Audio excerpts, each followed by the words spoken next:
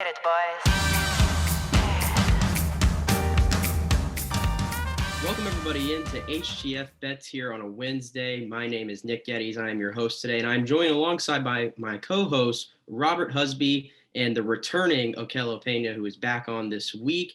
The boys were all doing good, and it's fight week. We've been talking a lot of fighting lately because the fights have been coming in, and what better way to have our very own Johan Blanco, who is definitely our fight analyst here with HTF, as UFC 260 is this week. Johan, how excited are you for this fight? Guys, let me tell you, I'm super excited.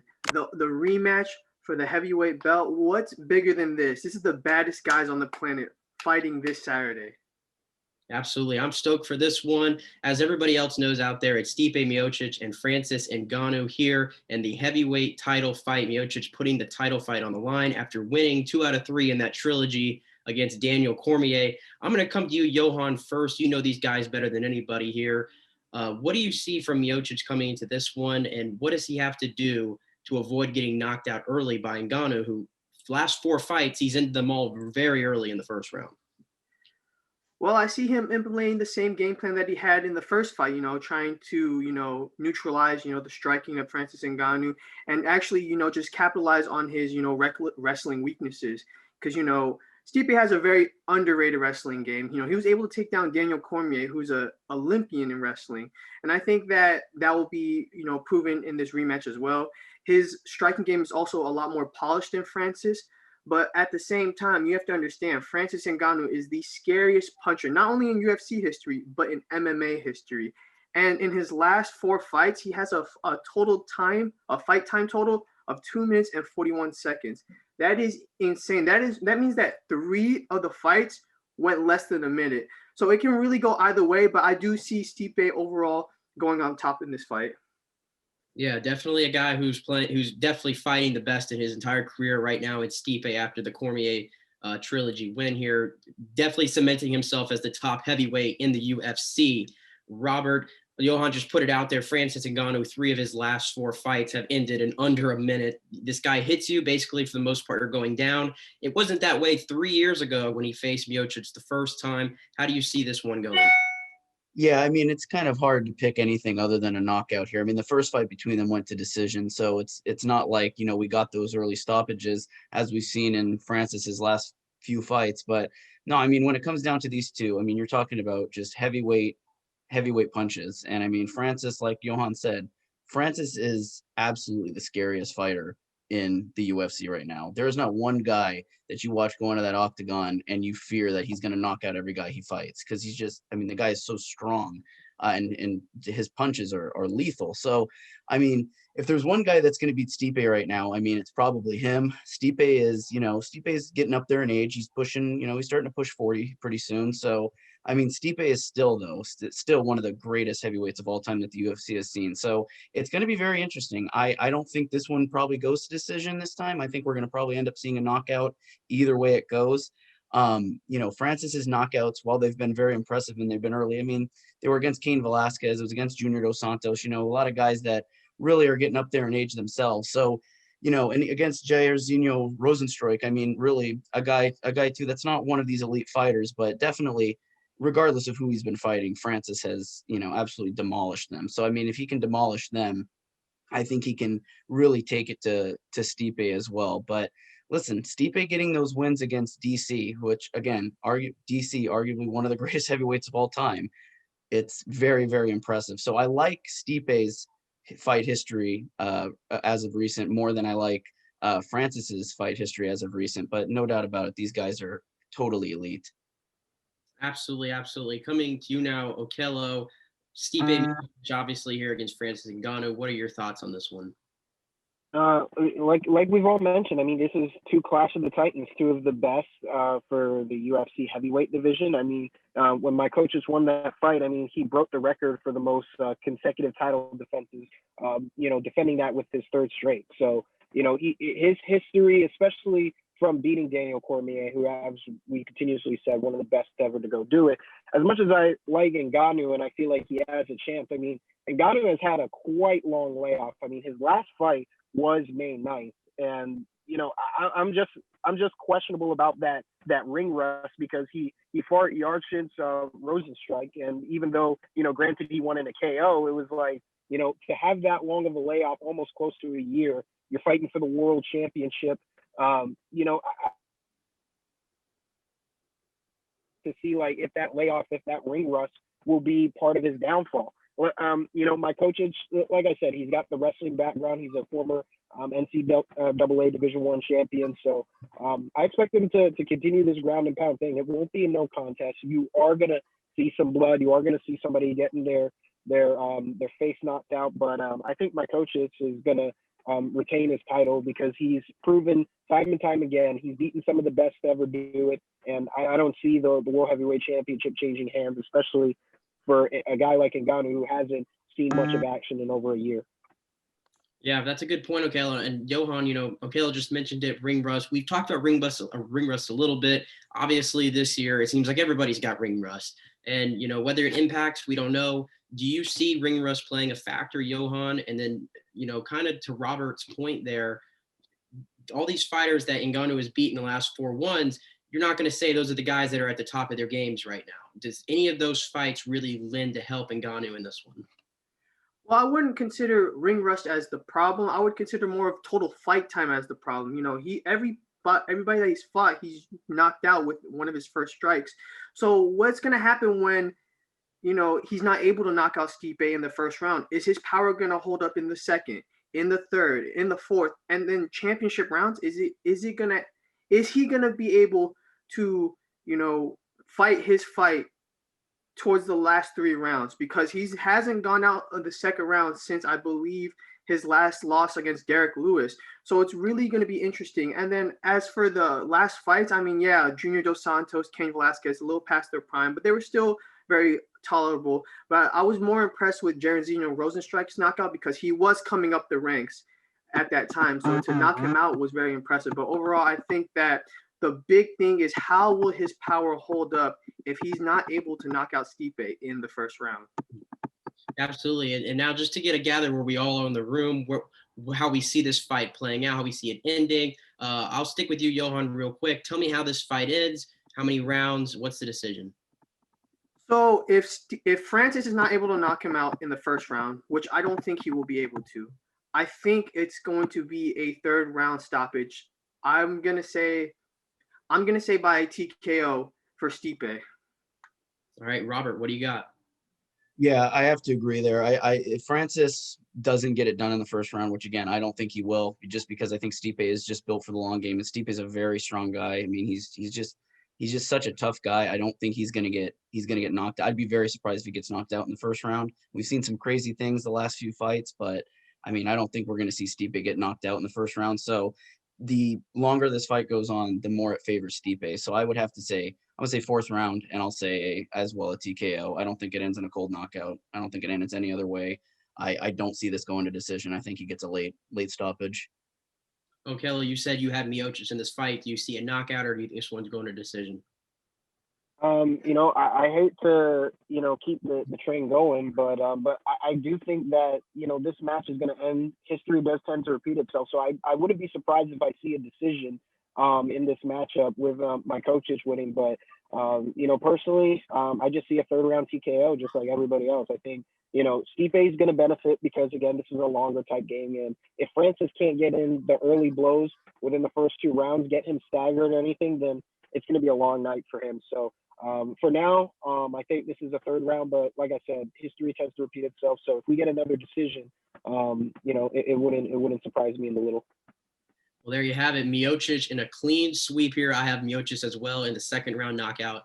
So we are all going with Miocic, but of course, we never know what can happen in the UFC. A lot of surprises definitely this year already, but it's all going down this Saturday in Las Vegas. The main card starts at 10 o'clock. We're probably not going to see this fight until about 1 o'clock in the morning, but that's how it goes. Thank you so much, Johan, for coming on, and stick with us because when we return, we are going to hop into the National Hockey League and everything that's been going on the ice. We'll see you soon. Ladies and gentlemen, welcome back to HTF Bets. It is time now for the most wonderful time of our show and as well as just overall in sports. It's the march to the Stanley Cup playoffs. We are talking NHL for the first time in a long time in Man, guys, I mean, this season couldn't get any crazier. Granted, we see some of the same matchups each and every single week, but very soon that's going to change because the push to the playoffs is here, and a lot of teams have surprised us. I mean, Rob's Kings, they're right in the thick of things. It seems like their rebuild is going quick, and who knows the march that they could make. I mean, they're only 5 points out of a playoff spot, and then, of course, Knicks, Tampa Bay Lightning continues to steamroll through the competition, looking to go to back-to-back Stanley Cups, while the Leafs are doing well, but not so doing great. But we're going to dive into things in just a minute. So, Rob, first off, I mean, let's talk about it. I mean, the West Division, tight as ever this year. I mean, like I said, your Kings, they're fighting hard in that playoff spot. I mean, it's going to get crowded within these couple months. I mean, what have you seen so far from the West Division? And I know we were talking prior to the show that you're loving everything that Minnesota has done, from their goaltending to their rookie sensation, Kirill Kaprizov. Yeah, I think that's where it has to start with Minnesota. I don't think anybody really expected Minnesota to be third in this division. I mean, this division stinks. I mean, everybody expected it to stink outside of St. Louis and Colorado, who weren't even in the Pacific last year, adding them to the West. We expected those would be the top two teams, but no, it's Vegas, Colorado, and now it's Minnesota in third. And you want to talk about the Kings? The Kings have struggled against Minnesota, but Minnesota, it starts with Kirill Kaprizov. I mean, that kid is amazing. Everything you heard about this kid coming into the NHL was this kid's going to be a stud. This kid's going to be a stud. He's here. He's a stud. I mean, he's right now, he's just going on a tear. And I mean, he's absolutely putting up, conversation for the Calder. I don't think he'll end up winning it, but I think he is absolutely one you have to throw out there just because he has Minnesota playing really, really well right now. And listen, it's a team effort for Minnesota. Minnesota's getting help in goal. Their defense is pretty good. Their forward core has been good, and I don't think really anybody expected it. I don't think anybody expected Minnesota to be this good. I think people expected Minnesota would be right in the heart of their rebuild, and right now they're third in the division. So absolutely chugging on to make a case for the playoffs. So Minnesota absolutely, I think, is turning a lot of heads. Minnesota has turned a lot of heads. Like I said, is it me or is Kirill Kaprizov like a second coming of Pavel Bure, just because his stick skills and his ability to go fast on the ice and his goal scoring ability, he's standing out. I think we're seeing a second coming of Pavel Bure with him in Minnesota, and I'm looking forward to seeing what he could do. I mean, Minnesota, like you said, Robert, nobody expected them to be in this position, and especially going through a coaching change last year, keeping their interim from the bubble to their main head coach. And, you thought like maybe with Ryan Suter and Zach Parise, they're aging, that they would have to, try to die down and everything. But great job overall by Minnesota keeping up. I mean, Nick, we're going to switch a little bit. I mean, you've talked about the East Division. The Lightning are all right. I mean, they're obviously 50 points. There's nothing really they need to do in the Central, but the East Division is that tight division that you see. What's one team that has surprised you within that division that has done well or has below average expectations that have surprised you? Yeah, well, I think I have to start with Pittsburgh, and I know that surprises you. I know that off on the surface because we see Sidney Crosby, we see Evgeny Malkin, we've seen what they've done in the last decade, how great they've been. But they've definitely been trending downwards coming into this year. I really thought that, and I thought their window is over. Sidney Crosby's now 33. Evgeny Malkin is 34. We've seen the issues in goal. They were able to rid themselves of Matt Murray finally. And put Tristan Jarry in that spot. But Jarry has not been good. He has really not been good. And Casey DeSmith has come in and he's played just under half the amount of games that Jarry has played for them. And he's actually been really good. Right now, he's top 10 in the league in goals against. So he's been awesome in net. But they have surprised me because, Evgeny Malkin has had a lot of injuries in his career. And when this year started, his play was ridiculed a lot. He was not really putting up points. He looked really slow, like the game was really just going around him. But the last 10, 15 games, he has really come to life, and he can show that even though he can't skate like he used to, he still has those mitts. He's got some of the best pair of mitts that you're going to find in the National Hockey League, and he's been doing great. And even Crosby has started to come on now. He's starting to get points in bunches. He's over a point a game. But they also brought in a very underrated move in the offseason, Kasperi Kapanen from your Toronto Maple Leafs, who underperformed in Toronto. They kind of gave up on him. Well, right now, 21 points in 29 games is pretty solid production there on the second line for Pittsburgh. So he's worked wonders as well. So I am surprised that Pittsburgh is still here. and they might have a glimmer of hope to keep that Stanley Cup championship window open.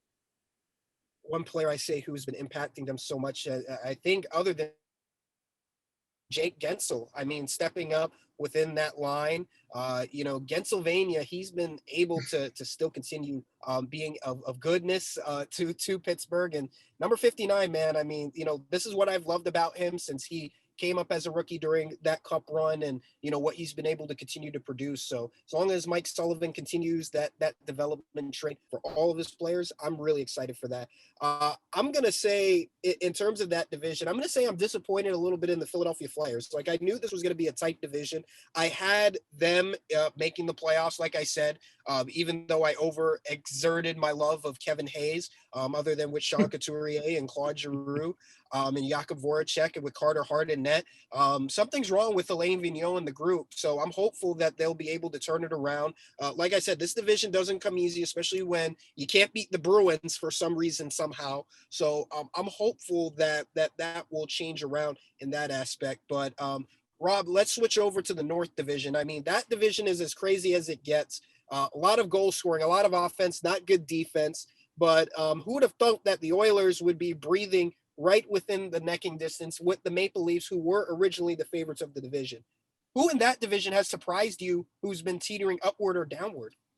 Yeah, I think as far as downwards, I think it's Montreal. I'll eat crow on that. I said Montreal was going to be one to watch. Yeah, they're going to be one to watch because they suck. I don't get it. I really don't get it with Montreal. Montreal started the season off so strong under Claude Julien, and then they plateaued. And since they've plateaued, they've gone down. And now they look like sort of a rebuilding team again. And they look like a team that really does need the help. I mean, again, Tyler Toffoli got off to a great start. I mean, the entire team did. The entire team was playing lights out hockey. And then Carey Price started to slump a little bit, and everybody else started to slump a little bit. They fired Claude Julien, and it's just been really a mess for a while now. And they've had 9 losses in overtime. I don't believe they've won one overtime game this season. And that's a lot of points to drop. I mean, if even half of those go your way, you're talking about a team that probably is competing for the division. Now it's completely put them out of the conversation, and now into the conversation for finishing, with a pretty high draft pick, which, you know what, maybe that's what they want, but sure, certainly trouble in Montreal. And as far as the other side of it, I think Winnipeg is definitely a team that a lot of people aren't paying attention to that probably should. Winnipeg's great. Kyle Connor, Blake Wheeler, Mark Scheifele playing phenomenally.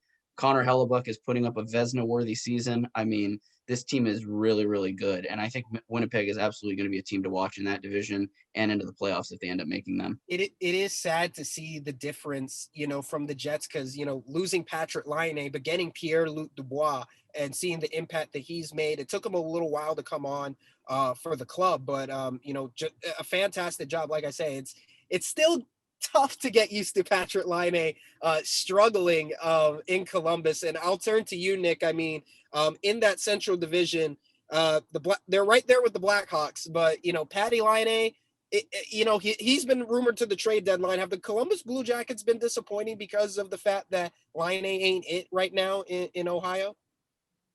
Well, I think a lot of this has to fall on John Tortorella, which I don't think is an unpopular take there.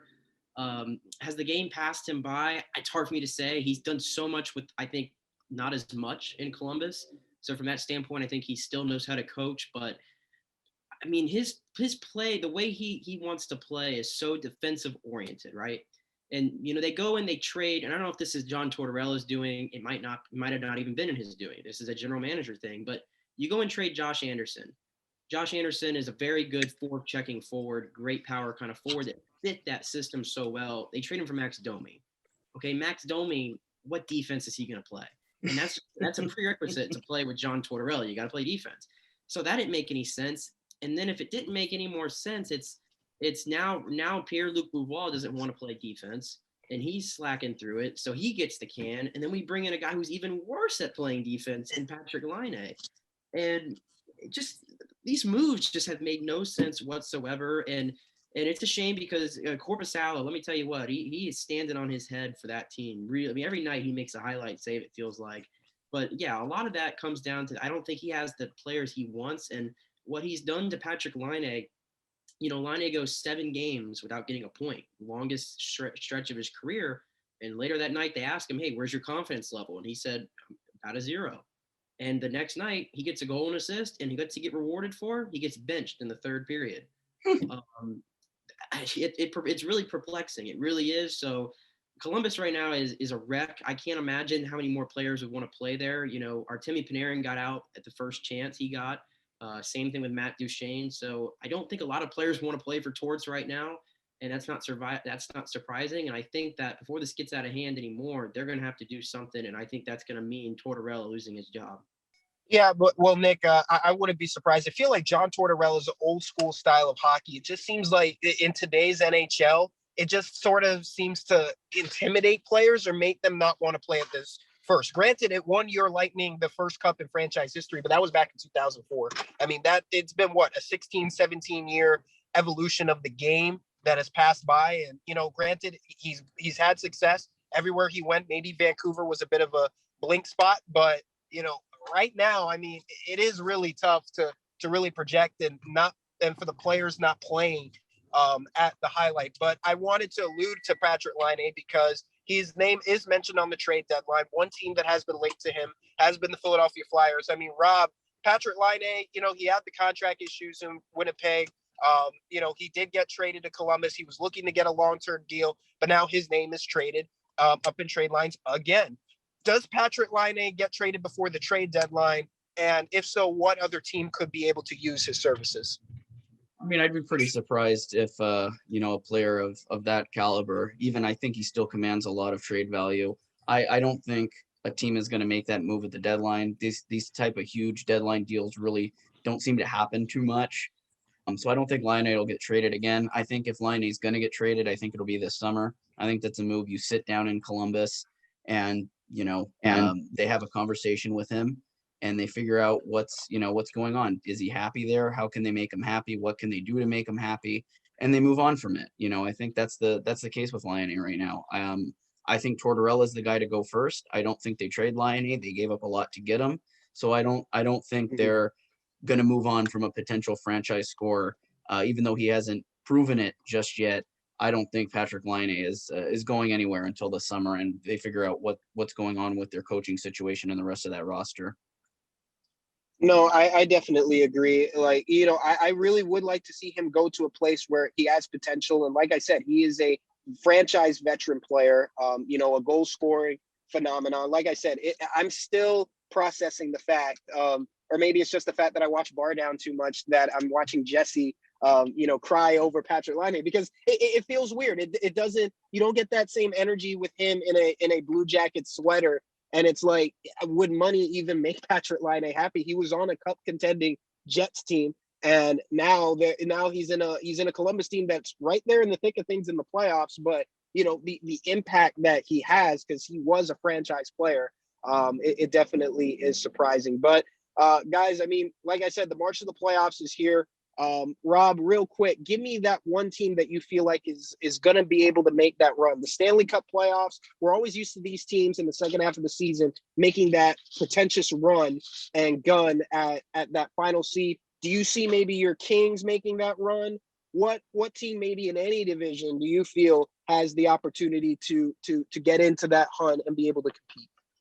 Yeah, I mean, it might be the Kings. I think the Kings, they've kind of been back and forth as far as wins and losses. They've struggled, but they've also gotten big wins over good teams. They've beaten Vegas, then they lose to, a team like the Sharks. And it's just, they aren't beating the bad teams when they need to, and they're kind of beating the good teams sometimes. But yeah, no, I think overall, I think the Kings definitely can make a march for the playoffs just because that division isn't very good. I think they can make that run. Last season they finished with a 6-game winning streak. They could do it again. I think they do have quality now, and I think their rebuild's going a lot faster than they planned. So certainly I think they can creep into the playoffs. I don't know if they will, but I think they definitely could.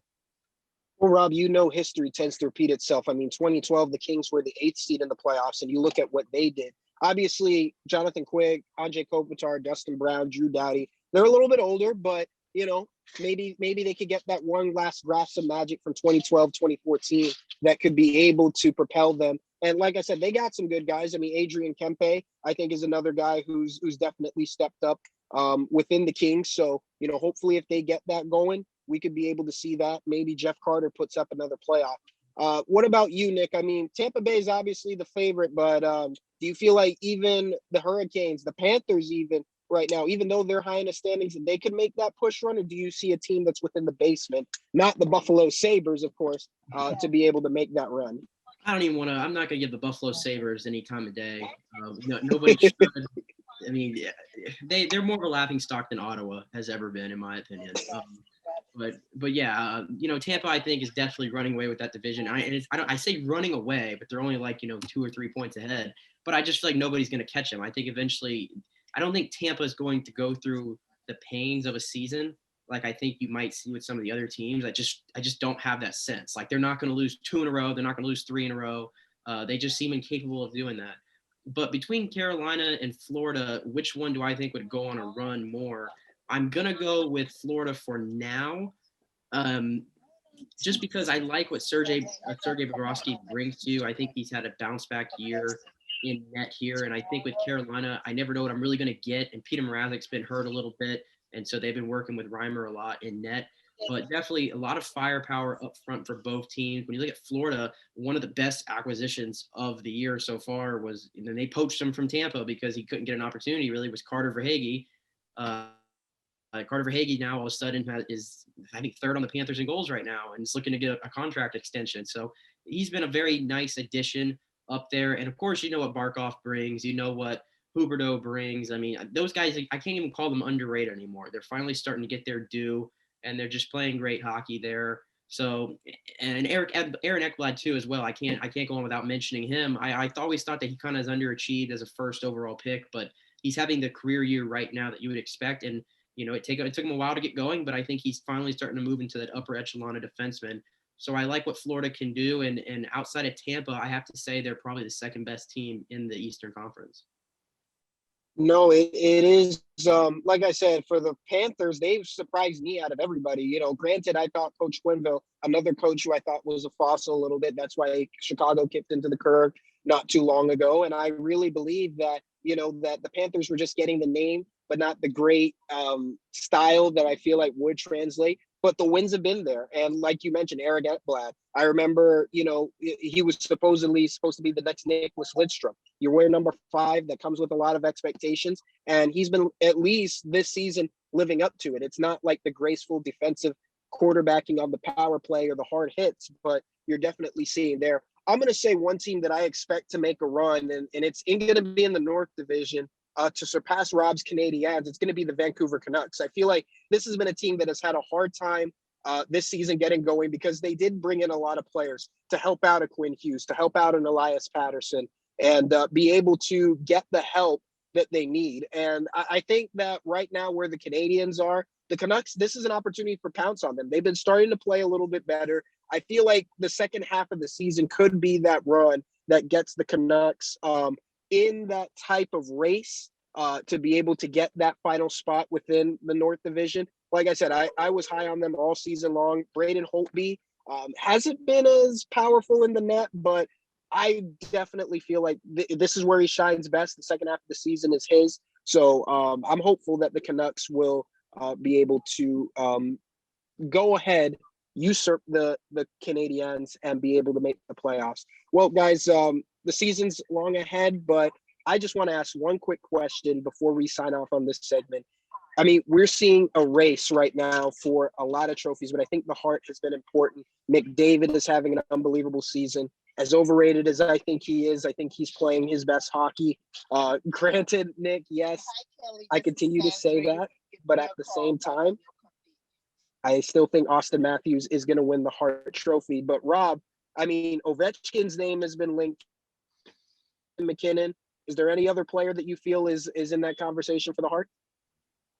No, I mean probably Austin Matthews. Yeah, I don't think you're going to get much argument there. The guy's first 20 goals. I mean, he's been on fire this season, playing great two-way hockey, scoring goals like a machine. well, not really finally. I mean, he's been great since he stepped into the league, but I mean, finally really taking over as one of the best centers in the league. And I think you're going to see a lot of hate because it is the Leafs, and people love to hate on the Leafs prospects. They love to hate on, the Leafs ever being good, but you have to give credit where it's due.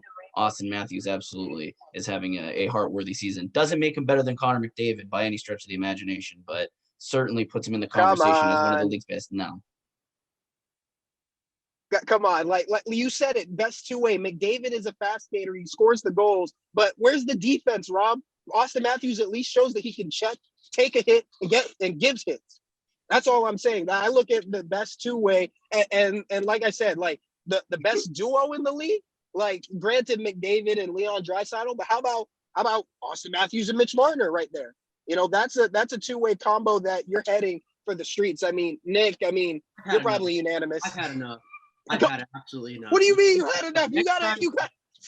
I've had absolutely enough. You cannot even put them on the same stratosphere. Leon Draisaitl has scored 100. Last year was the MVP of the league. McDavid's already won an MVP. You talk to me when Matthews and Marner get MVPs, and then they could be up there for best duo. So your time is done. Your time is done right now. I'm sorry, but is Mitch Marner in consideration for the Lady Binge Trophy? He's in that consideration. Next time you watch an Oilers game, you need to open up those eyes. You need to put some better glasses on, whatever you got to do, get up close to the TV, and don't ever tell me that Connor McDavid's overrated. And I know you're going to ask me who my MVP is. It's Connor McDavid. It's not even close. This is all-time levels right now. He's got like the fourth or third best like points per game average in the last 30 years. Right now this year. He's on that list twice, by the way, in the top 10. Nobody else is on there more than once. Just saying. Connor McDavid is an all-timer, man. When this guy's career is over, we are looking at one of the 5 best players who've ever played this game. We are not looking at Austin Matthews in that range. We're not looking at anybody else in that range that's in the league right now. This guy is simply on another level. It would be a travesty if anybody else besides this man gets the MVP, and that is that. So you're going to overlook in that conversation of greatest 5, Sidney Crosby and Alex Ovechkin. I see what you're thinking. I'm going to tell you, by the time his career is over, Connor McDavid will be a better hockey player than both of them. I'm just putting it out. Okay. This is where I got to lay my law down, but I'll just say to wrap up this segment, an underrated MVP that I feel like should be in consideration, Mark Stone for the Vegas Golden Knights. He's been playing absolutely underrated hockey. That's a good one. You have it in you to put out good takes. That's a good one. Every now and then. But I feel like Mark Stone's game has been underrated. I mean, he has Vegas. He's one of the top 10 point producers in the league, one of the top goal scorers in this league this year. So I feel like it's his time to be able to do it. First captain of the Vegas Golden Knights this season. What a season he's been having. And, I feel like, as we mentioned, the obvious names, I feel like an underrated name in hockey that doesn't get talked about as much is Mark Stone, and I hope he gets it. But we'll have a conversation about it another day. We got to get into my favorite segment next, which is fantasy basketball, which I'm not doing too good right now because Goat James is hurt, but hopefully things will turn up. Stay tuned. HTF Bets. We'll be right back. Welcome back, ladies and gentlemen, to the final segment here at HTF Bets. And it is, as always, except for last week, our fantasy basketball segment, where all 3 of us are in a fantasy basketball league here at HTF, and we are all doing differently. Okelo, you mentioned your situation. You lost the GOAT. LeBron having an MVP-worthy season, now out up to possibly a month. We've seen the effect it's already had on the Lakers with him and Anthony Davis being out. How's your team doing without him? Not so good right now, Rob. I mean, we're down big right now to Austin, and I give Austin credit because he's always put up a good team. It actually makes me regret that I didn't accept the trade a couple weeks back for you to get Luka Doncic and Bradley Beal with Jimmy Butler off your hands, because I would have benefited long time for that. But my team's just hanging in there. I'm lucky that Michael Porter Jr. has stepped up in all the areas, but the toll's already taken. I may lose my second game of the season.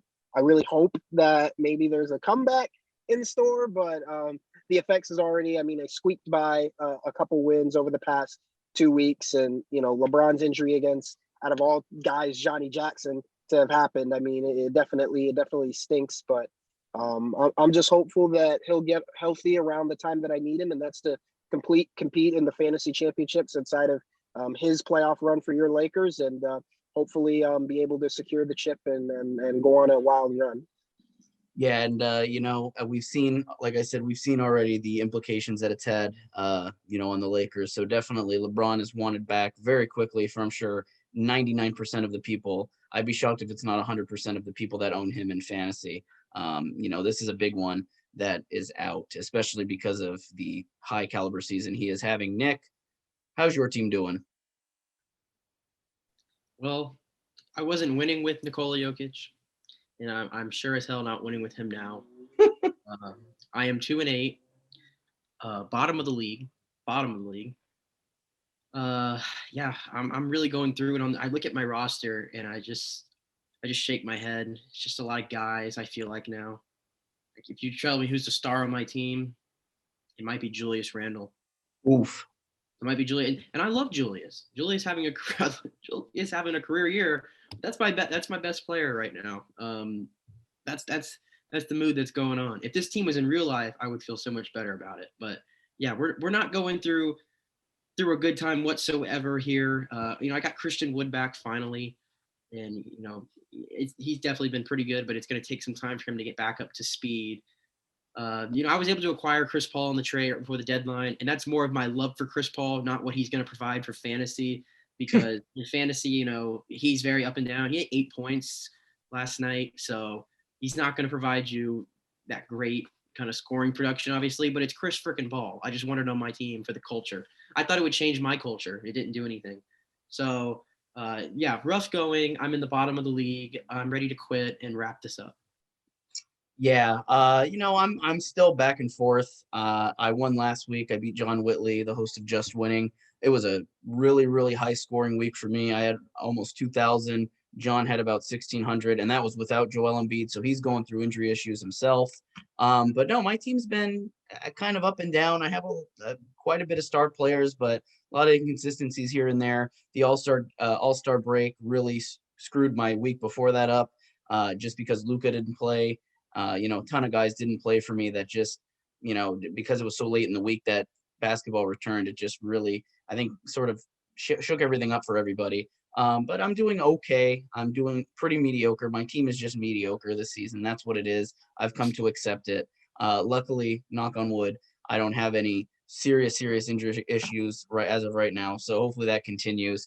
But one thing that is happening soon as we move into, more into fantasy basketball and the implications that we could see out of this for our teams and maybe for other people's teams is the trade deadline. The trade deadline is coming right up upon us, and we're probably bound to see some we always think that there's going to be some big names moving. We're always wrong. It always ends up being boring. But you know what? Maybe this year it'll be a little bit different. We've seen a lot of names thrown out there as far as who could be traded. Kyle Lowry, Malcolm Brogdon, Aaron Gordon. We've seen so many names. Okelo, I'm going to go to you real quick. Who is one guy you think that could end up getting, bought out, traded here at the deadline, that's going to go to another team and maybe see some fantasy implications? Are they going to get better? Are they going to get worse? Who's one guy you see? It's the one guy that I picked off of Nick's roster, who most importantly, I think I'm waiting for his benefit, hopefully depending on the team as soon as he gets out of Cleveland. It's Andre Drummond. I think, you're talking about a guy whose point production wise has been outstanding. And I think any team that he goes to, regardless, is going to benefit from him. Now, will he go to a playoff contending team? I think, as the old saying goes, third time's the charm. So remember, in the old trade deadline, he went from Detroit to Cleveland, from a bad situation to an even worse. I'm hopeful that he will hopefully trade. His name has been linked to the Lakers in a buyout, which I'm praying that the Lakers just don't grab another star or the Nets grab another star and make this unfair for everybody, especially my Denver Nuggets, who could use a little bit of boost. But I will say that I'm hopeful maybe he'll go to Portland. I'm hopeful maybe he'll go to a team maybe like the Jazz, who could use a presence like that to back up Rudy Gobert. So I'm patiently waiting for Andre Drummond because he is going to be my secret weapon to defeat Sean and to defeat everybody in the playoffs. So in the famous words in the movie 3000, I'm waiting to release the Kraken that is Andre Drummond. And I'm hopeful that by Thursday, he's going to have a home and he's going to play. And with all that rest he's going to get, he's going to be an absolute stat pounder within the weeks to come. Yeah, and I think, when your production is zero because the Cavaliers have been holding him out for almost a month because they want to trade him so badly. Well, not even trade him. They want to cut him, whatever they want to do with him. I mean, Andre Drummond, obviously, it's only going to go up from here. And the guy gets rebounds pretty well. So that's going to get you a ton of points in fantasy. So definitely, I think Andre Drummond is a good pick. Lakers seem to be the favorites. I don't know. They do need a big. I don't think Montrezl Harrell's a starting center. He can move to power forward off the bench. The Nets sure don't need, I mean, maybe they do need him, but really, how many stars do they need? And the Celtics, of course, Daniel Tice and Robert Williams are their centers, so they could definitely use an upgrade. But wherever Andre Drummond goes, I think he is going to put up those fantasy points. Nick, who is one guy you're looking at here at the deadline that could get moved or is going to get moved? You think that is going to, either see his production go up in fantasy or go down?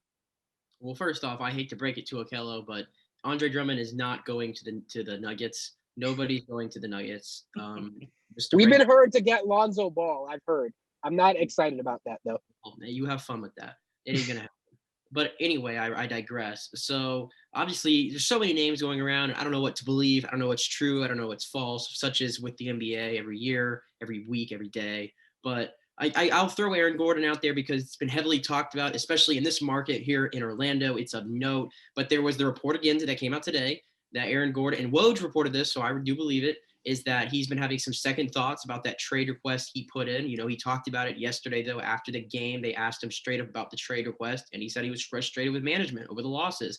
And then he said something else, that really sounded like a goodbye. I've been here 7 years. I've embraced in the community. Right now, I'm a member of Orlando. I'm a member of the Magic. It was a little bit ominous what he said, but there is definitely a big chance he get traded, and there's a lot of interest there out in the market. And I think what the Magic are kind of doing today before they prep up for this deadline is they really are trying to get the framework done of a lot of deals and see where everybody's at and then make a decision by the time it's deadline done. I think it's going to come last minute, as such many of these deals do. And I think if he gets traded somewhere, it's going to be Boston, because I think Boston has this mentality. They've got to upgrade down low. They've got to get somebody else there at the four besides Robert Williams desperately, even if it means giving up on Marcus Smart, who they're trying not to give up. But how many assets do the Celtics have to really give up in a trade is the question. Besides, 2 first-round picks are going to be low end back of the first picks, which really aren't worth that much. But if he goes to Boston, I don't think his value in fantasy is going to go up. I think it's going to go down because Orlando, I know Vooch is running the show, but Aaron Gordon's probably option number 2.